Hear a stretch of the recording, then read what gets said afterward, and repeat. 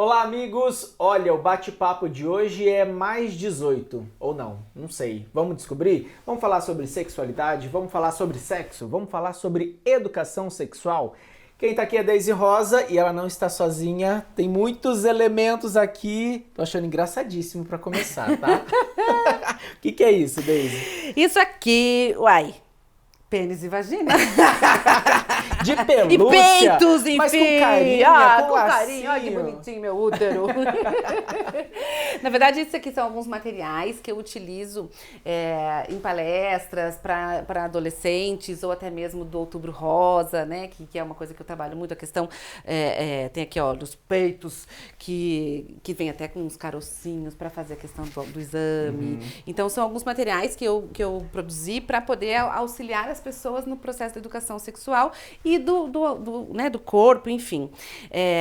Esse aqui é uma coisa que eu trabalho muito com as mulheres em relação à menstruação, o quanto nós, mulheres, temos um tabu gigante na questão da menstruação, do processo que é natural do feminino.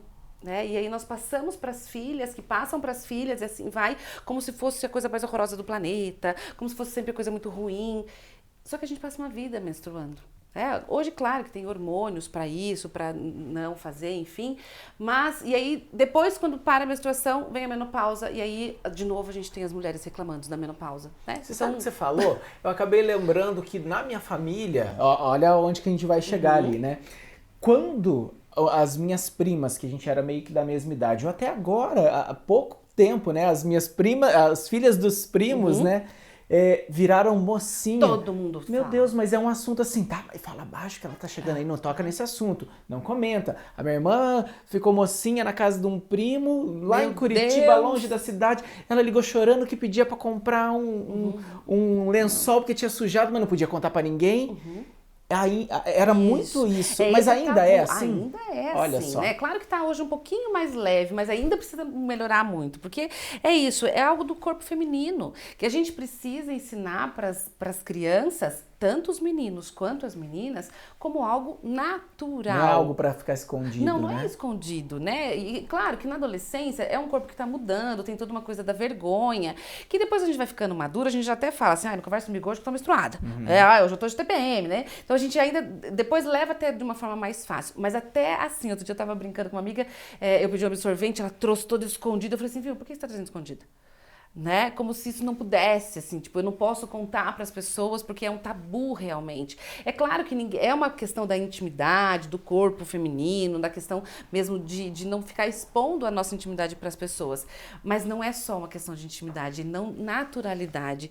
E aí, quando a gente tem, por exemplo, um menino, ele sabe o que é uma menstruação, e aí esse menino se torna um homem. Ele sabe falar sobre esse assunto, ele sabe respeitar o que é isso, ele sabe entender esse processo. Então, é muito isso, né? Olha aqui que bonitinho, tem o espermatozoide, tem o óvulo, né? Então, esses são materiais que eu acabo utilizando muito. Mas o que eu uso mesmo é a Gina. Ela é batizada. Ela é a batizada, né? Que os meus seguidores que me ajudaram ainda a dar um nome para ela. Eu tenho a Gininha, e a Ginona. É mãe e filha. É que essa daqui eu uso para eventos, para palestras, mais fácil das pessoas conseguirem visualizar. Na verdade, a minha primeira Gina, ela era intermediária dessas duas. Sumiu.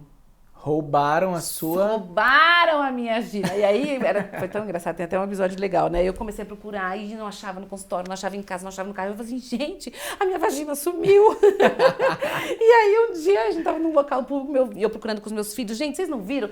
Meu filho chegou assim, um monte de gente. Mãe, você achou a tua vagina? Então virou brincadeira, né? Que agora é a minha Gina. Que, aliás, Murilo, não sei se você sabe, a gente chama, né? São vários os nomes que é dado, né? Pepeca, perseguida, periquita, buceta, sei lá o que, trocentos mil nomes que se dão. E aí a gente tem o termo mais científico, que é a questão da vagina. Mas você sabia que a vagina mesmo, eu vou até pegar o grande aqui para aparecer melhor, é só o buraco por onde sai o bebê e onde sai e entra o pênis? Olha só. Todo o resto é vulva. Então a gente fala até errado, porque a vagina é o buraco. A vagina é o orifício que a gente tem. Então todo o contexto é a vulva. E por que eu uso isso? Né? Por que eu uso isso às vezes no consultório, quando eu trabalho com algumas questões de relacionamento, de casais mesmo? Por quê? Porque nem as mulheres, nem muito menos os homens têm uma facilidade e um contato de entender o que é o aparelho reprodutor feminino. O que é que proporciona prazer, o que é bom para a mulher, o que não é.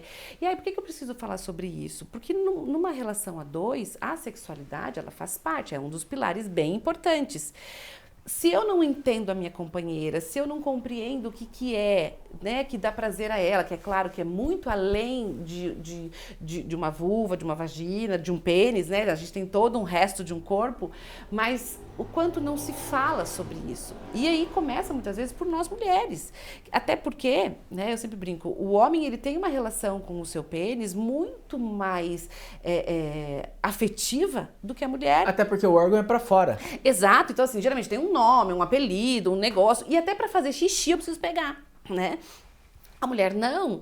E pra se conhecer, eu preciso do auxílio de um espelho. Por quê? Porque eu não consigo ter a mesma visualização e todo o aparelho dentro, é isso, está dentro, é difícil de ver. E tem um contexto social, muitas vezes religioso, que deixa isso bem mais conservador e muitas mulheres acabam passando muitos anos da vida sem conhecer, né? Exatamente, até porque se a gente for pegar assim, ó, a questão, uma coisa muito simples, uma mulher grávida, já começa aqui as questões. Se essa mulher tá grávida de um menino, ai, agora o meu guri vai ser o galanteador. Se é de uma menina, né, o que o pai passa a ser? Ai, de consumidor, passa a ser o fornecedor. Essas brincadeiras bobas, né? A menina cresce.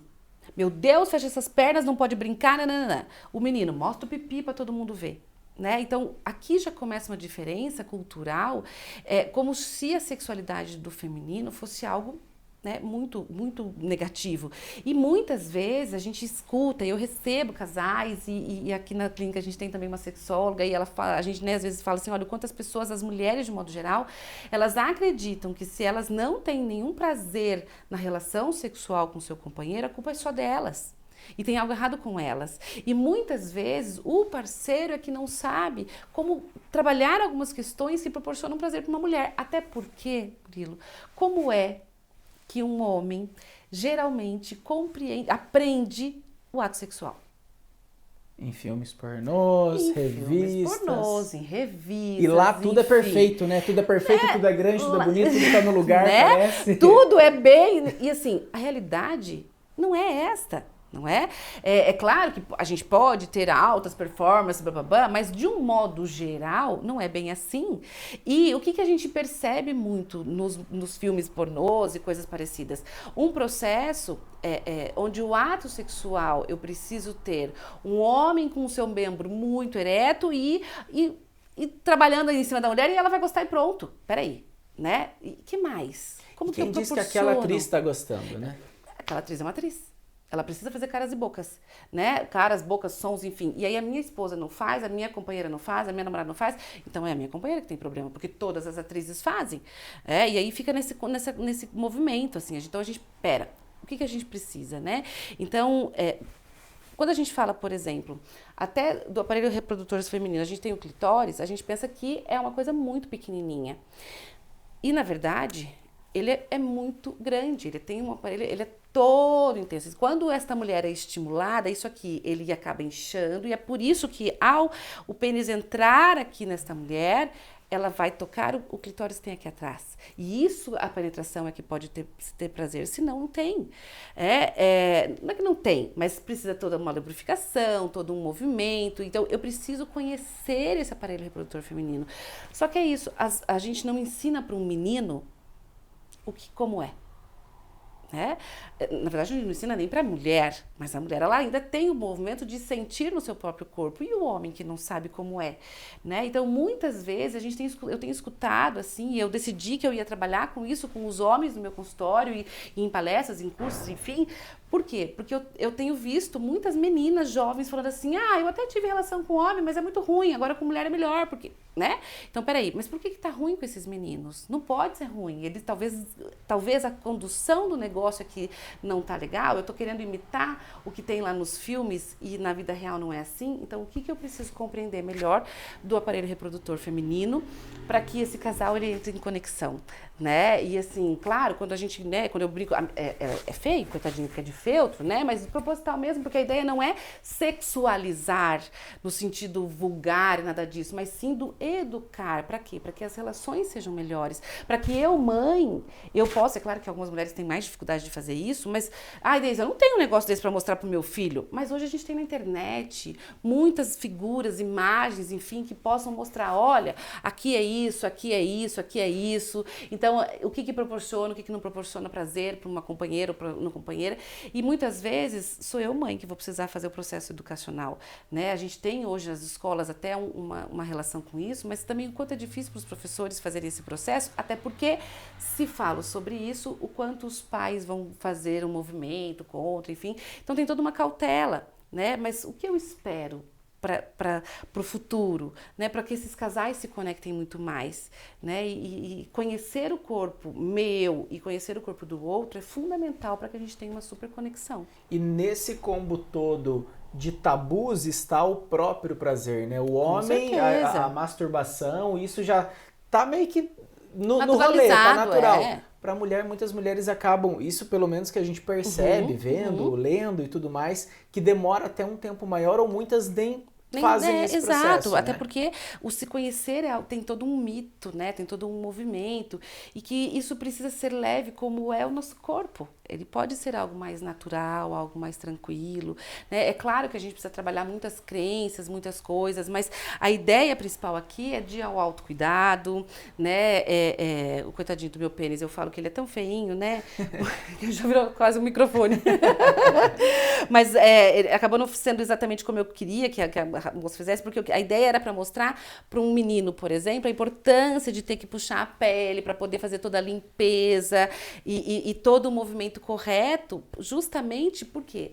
Porque é uma questão de higiene, é uma questão de cuidado, é uma questão de cuidar do seu próprio corpo, né? E não tudo é vulgarizado, as coisas não necessariamente precisam ser só vulgarizadas. Eu preciso cuidar do peito, por quê? Porque o peito pode futuramente dar uma coisa ou outra, então eu tenho que estar o tempo inteiro me cuidando. E é uma relação de amor próprio, né? Se eu estou bem com a minha sexualidade, automaticamente a minha relação com o parceiro também vai ficar melhor e as coisas vão, né, tendem a ficar muito mais leves. E não é só no Outubro Rosa que fala, não é só quando vem um caso à tona de assédio, de situações parecidas aí que fala. Eu sempre falo que a gente precisa, né, trabalhar meus peitos. A gente precisa trabalhar a questão do toque, do autocuidado, todo dia. Todo dia que eu vou tomar banho, eu preciso estar cuidando isso aqui, até porque no ciclo hormonal a gente vai tendo as diferenças mesmo, né? Então, o quanto é fundamental, o autocuidado, ele é lindo. Né? E é isso então, mais um conteúdo enriquecedor aí para todos vocês. E nas suas redes também tem muita coisa, né? Exatamente, corre lá. Até a próxima.